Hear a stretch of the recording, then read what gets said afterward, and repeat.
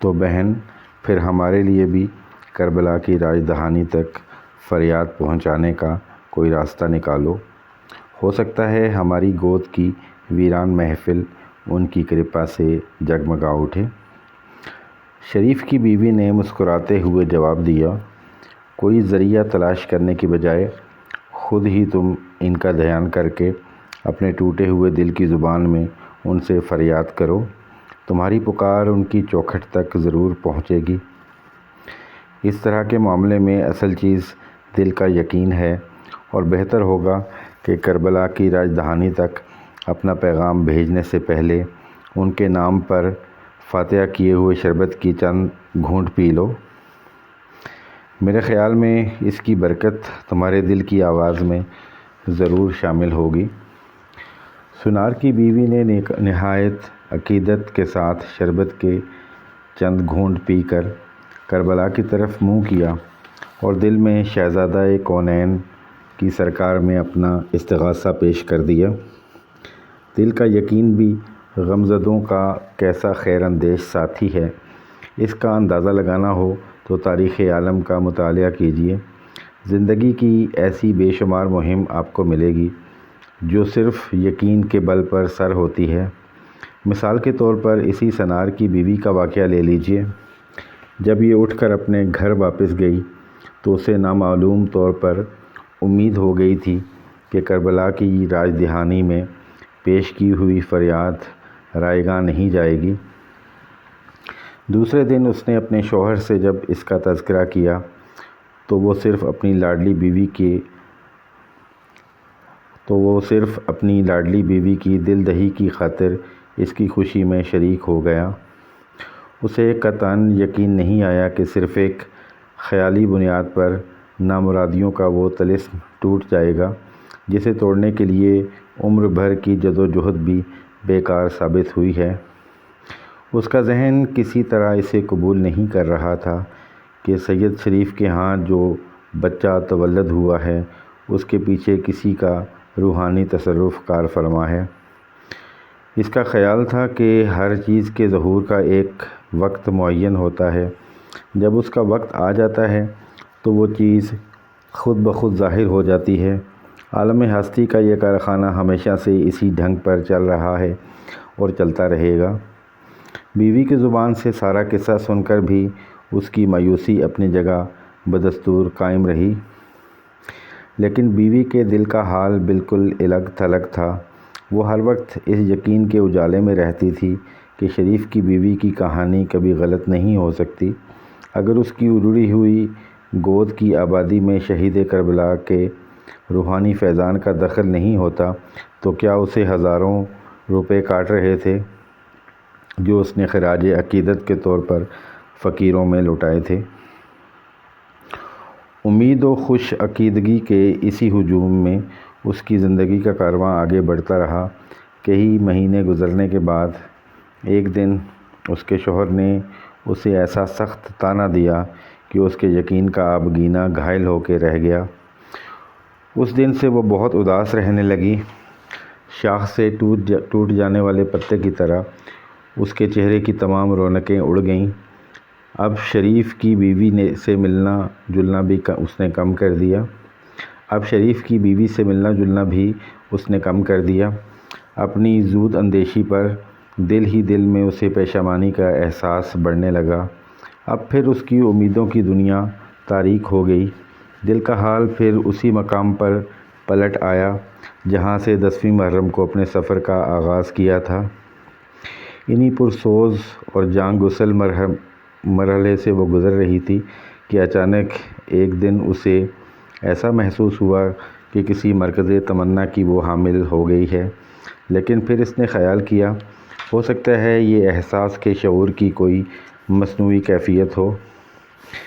بات ابھی چونکہ وہم کے درجے میں تھی اس لیے اس نے اس کا انکشاف کسی پر نہیں کیا، لیکن دوسرے مہینے میں جب یقین کے آثار پوری طرح نمایاں ہو گئے اس کی خوشی کی کوئی انتہا نہیں رہی۔ جب اس نے اپنے شوہر کو اس کی اطلاع دی تو فرط حیرت سے اس کا منہ کھلا کا کھلا رہ گیا۔ بے خودی کی حالت میں وہ پاگلوں کی طرح ناچنے لگا۔ اسی والہانہ کیفیت میں اس نے پھر دریافت کیا، میرے سر کی قسم کھا کر کہو تم غلط نہیں بول رہی؟ بیوی نے سنجیدہ ہو کر جواب دیا، غلط وہاں بولا جاتا ہے جہاں غلطی چھپائی جا سکتی ہو۔ یقین کرو یہ بالکل سچا واقعہ ہے۔ میں نے تمہیں جھوٹی خبر نہیں دی ہے۔ ویسے آج نہیں تو کل میرا سچ جھوٹ ظاہر ہو ہی جائے گا۔ وقت کا انتظار کرو۔ شہر کی سب سے مشہور داعیہ نے بھی جب اس کی تصدیق کر دی تو شوہر کی مسرتوں کا عالم قابو سے باہر ہو گیا۔ فرط ندامت سے وہ اپنا منہ پیٹنے لگا، کربلا والے شہید، میری غلطی معاف کر دو۔ میں نے تمہاری روحانی شکتی کا غلط اندازہ لگایا تھا۔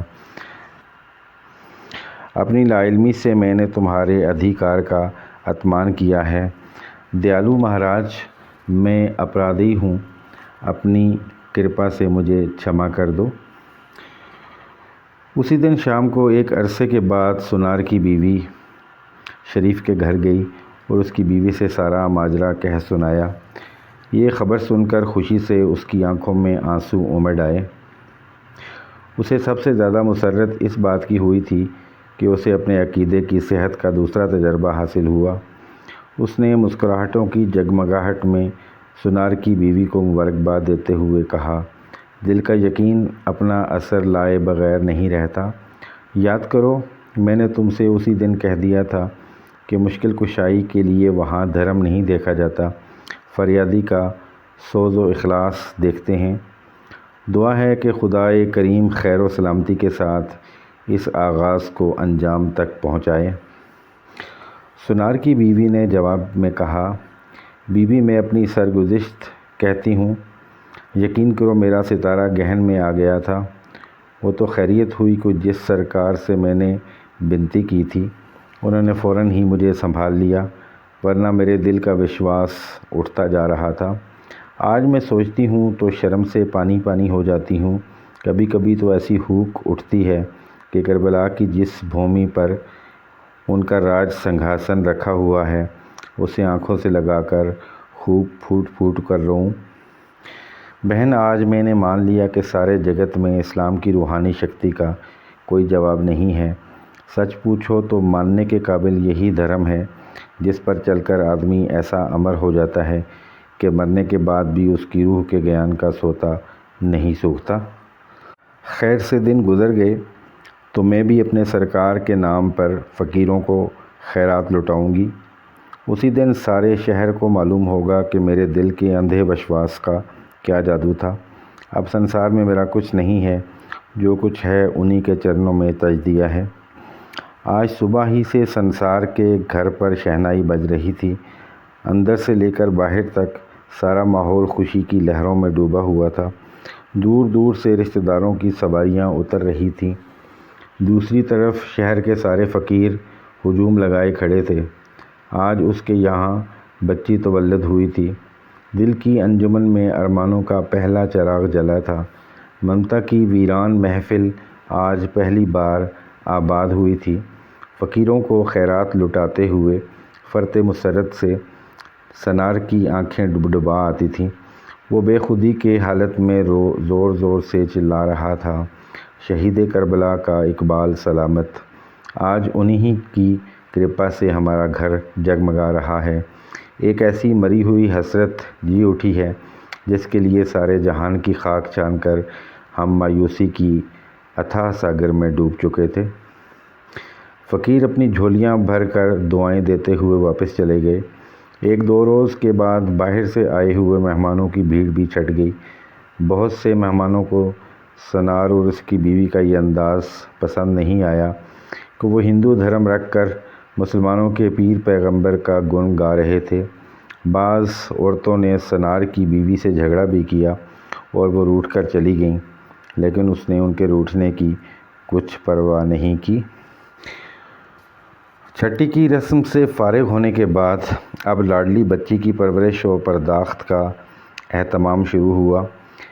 کئی مامائیں رکھی گئیں، ناز و نعمت کے سارے سامان فراہم کیے گئے۔ بچی کیا تھی، حسن و زیبائی کے سانچے میں ڈھلی ہوئی ایک مورت تھی۔ جو دیکھتا حیران و ششدر رہ جاتا۔ سارے شہر میں بجلی کی طرح یہ خبر مشہور ہو گئی تھی کہ سنار کے گھر میں آسمان کی زہرا اتر آئی ہے۔ ماں باپ پیار سے اسے لالا کہتے تھے۔ آگے چل کر یہی نام سب کی زبانوں پر چڑھ گیا۔ لالا جب ذرا ہوشیار ہو گئی اور باتیں کرنے لگی تو اس کی تعلیم و تربیت کا نہایت معقول اور اعلیٰ انتظام کیا گیا۔ اسی نکھرے ہوئے ماحول میں اس کے دن گزرتے گئے، یہاں تک کہ 14 سال کے سن میں پہنچتے پہنچتے وہ اس زمانے کے رواج کے مطابق سارے علم و ہنر میں یکتائے روزگار بن گئی۔ اس کے ظاہر کا حسن دل فریب ہی کیا کم تھا کہ اب وہ معنوی جمال سے بھی آراستہ ہو گئی تھی۔ شباب کی منزل میں قدم رکھنے کے بعد تو وہ مجسم ساحرہ معلوم ہوتی تھی۔ پری ذات کی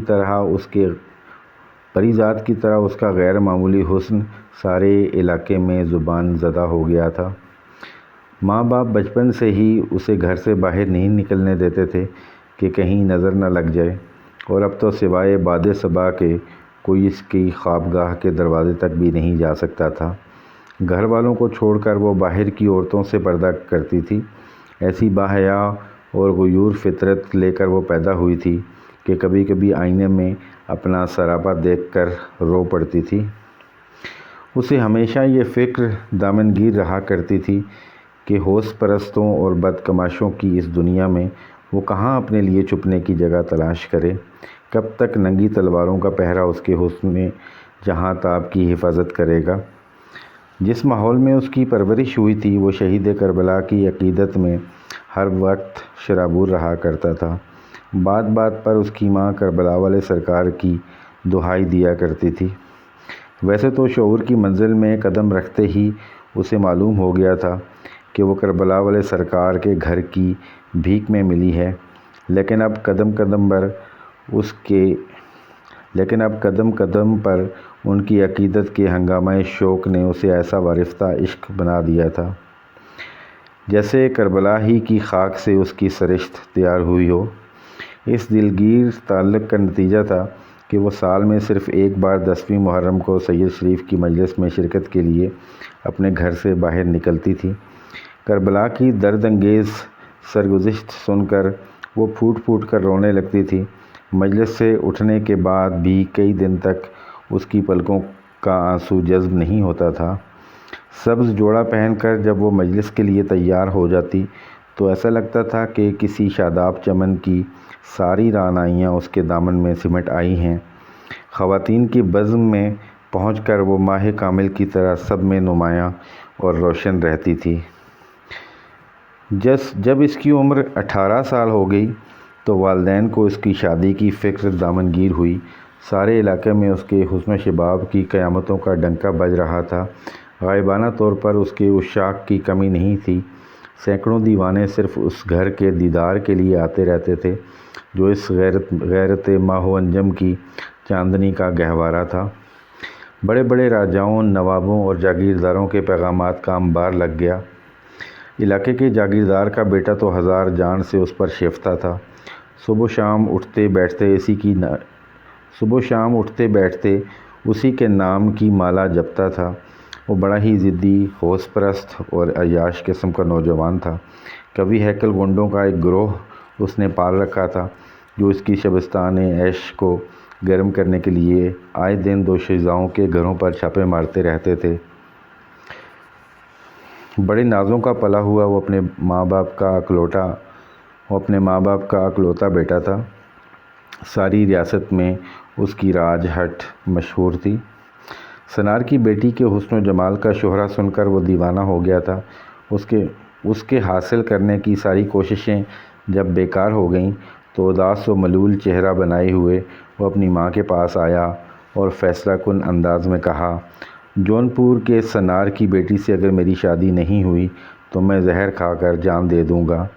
اس کی ماں خاندانی راجپوت کی بیٹی تھی۔ اس کی آن بان کسی رانی سے کم نہیں تھی۔ بیٹی کی زبان سے اس طرح کی بات سن کر للکارتے ہوئے کہا، راجپوت ہو کر ایک معمولی بات کے لیے تم نے اتنی بڑی قسم کھا لی ہے۔ سنار کی کیا مجال ہے کہ وہ راج دربار کے حکم کی سرتابی کرے۔ اس کا گھر پھنکوا دوں گی، اس کی بیٹی کو لونڈی بنا کر رکھوں گی۔ تم ناحق فکر کر کے اپنی جان مت گھلاؤ۔ ویسے یہ رشتہ ہماری برابری کا نہیں ہے، لیکن تمہاری ضد پوری کرنے کے لیے سب کچھ کیا جا سکتا ہے۔ دوسرے دن اپنی مخصوص دائی کے ذریعے اس نے رشتے کا پیغام سنار کے گھر بھیجا۔ سنار کی بیوی نے پیغام سن کر جواب دیا، اور بھی بہت سے پیغامات آئے ہیں، لیکن ابھی تک کوئی فیصلہ نہیں کیا گیا ہے۔ راج ماتا سے کہہ دینا کہ وقت آنے پر دیکھا جائے گا۔ جاگیردار کی بیوی یہ جواب سن کر غصے سے سرخ ہو گئی۔ پیچ و تاب کھاتے ہوئے دل ہی دل میں کہا، دیکھنا ہے وہ آسمانی حور کی شادی کہاں کرتی ہے۔ دلہن کی سجی سجائی ڈولی دروازے پر نہ منگواؤں تو میں راجپوت کی بیٹی نہیں۔